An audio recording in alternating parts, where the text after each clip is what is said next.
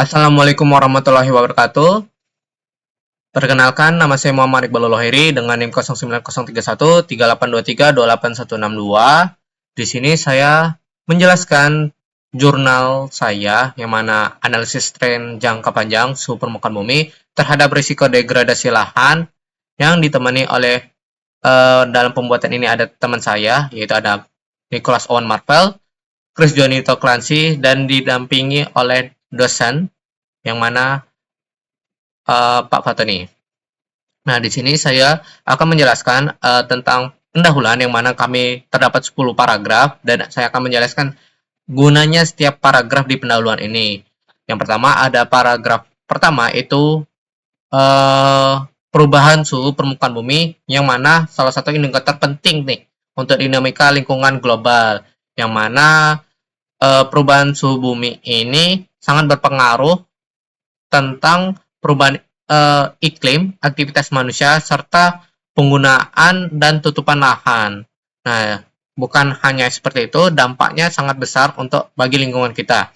Yang kedua, selanjutnya, paragraf selanjutnya itu menjelaskan pengaruh tutupan lahan akibat urbanisasi, yang mana kita bisa lihat karena urbanisasi ini atau deforetasi maupun perubahan fungsi lahan itu memengaruhi peningkatan suhu permukaan bumi. Nah, dalam penelitian ini kami menjelaskan bahwa karena terjadinya perubahan signifikan pada distribusi suhu permukaan, maka vegetasi dan peningkatan bangunan cenderung memiliki suhu permukaan yang lebih tinggi dibandingkan wilayah yang tertutup oleh vegetasi yang lebih baik. Nah, untuk paragraf selanjutnya itu kita menggunakan citra satelit yang mana teknologi yang digunakan. Nah, seperti yang dijelaskan di paragraf ini, karena perkembangan teknologi yang penginderaan yang jauh, analisis perubahan suhu permukaan bumi dilakukan secara lebih akurat. Nah, seperti Landsat dan MODIS yang mana bisa mengecek data suhu permukaan dan tutupan lahan dalam jangka waktu tertentu, yang mana di dalam LST ini terdapat satu periode yang mana dari tahun 2000 sampai 2020. Nah, paragraf selanjutnya itu menjelaskan penggunaan platform komputasi seperti Google Earth Engine atau GEE. Nah, yang mana platform ini itu mendeteksi peningkatan LST yang di beberapa wilayah di Indonesia. Paragraf selanjutnya itu adalah analisis temporal terhadap suhu permukaan bumi, yang mana itu pentingnya pola perubahan lingkungan dari waktu ke waktu. Nah, di sini kami menjelaskan tentang analisis temporal jangka panjang yang mana menunjukkan bahwa suhu permukaan mengalami fluktuasi sekaligus tren peningkatan dalam periode tertentu. Nah, paragraf selanjutnya itu adalah masalah degradasi lahan yang mana setiap periode terus meningkat karena keberlanjutan ekosistem dan ketahanan pangan. Jadi degradasi lahan ini menyebabkan beberapa faktor seperti perubahan iklim, eksploitasi sumber daya alam yang berlebihan, serta penggunaan lahan yang tidak berkelanjutan. Nah, paragraf selanjutnya itu adalah teknologi untuk mendeteksi degradasi lahan. Nah, kami menggunakan degradasi lahan rudal dengan indikator vegetasi dan NPP atau Net Primary Productivity, yang mana mendeteksi dini melalui teknologi terkini. Dan paragraf selanjutnya adalah hubungan antara suhu dan degradasi lahan, yang mana seperti judul utama kami itu tentang tren terhadap suhu permukaan bumi terhadap risiko degradasi lahan. Nah, paragraf selanjutnya itu adalah tujuan penelitian ini untuk apa sih? Nah, jadi dalam tujuan penelitian ini memberikan informasi ilmiah yang mendukung upaya pengelolaan lahan yang lebih berkelanjutan, terutama di wilayah yang rawan urbanisasi dan perubahan iklim seperti di Indonesia.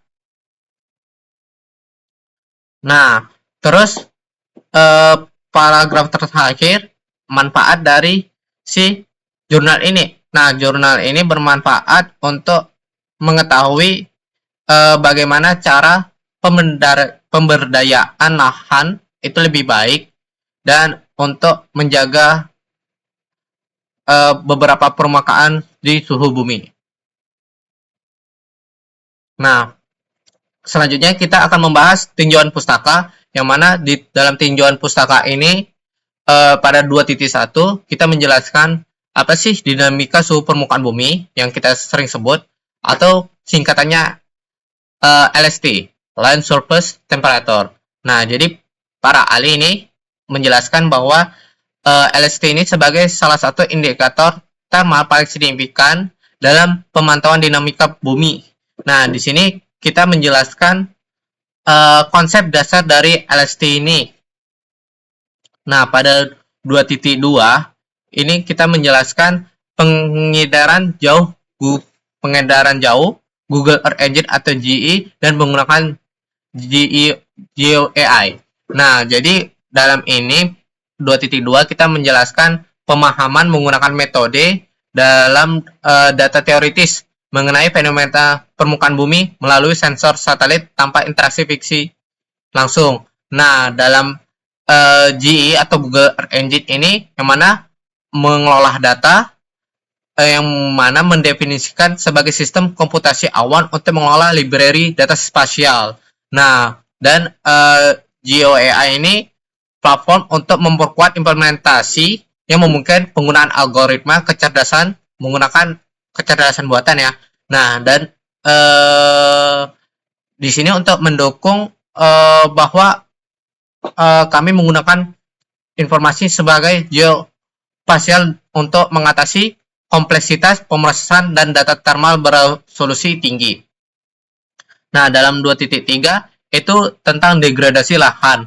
Nah, jadi pada degradasi lahan secara teoritis didefinisikan sebagai proses penurunan kualitas sumber daya lahan. Nah, dari penurunan degradasi lahan ini banyak beberapa faktor yang mana salah satunya itu adalah suhu permukaan daratan.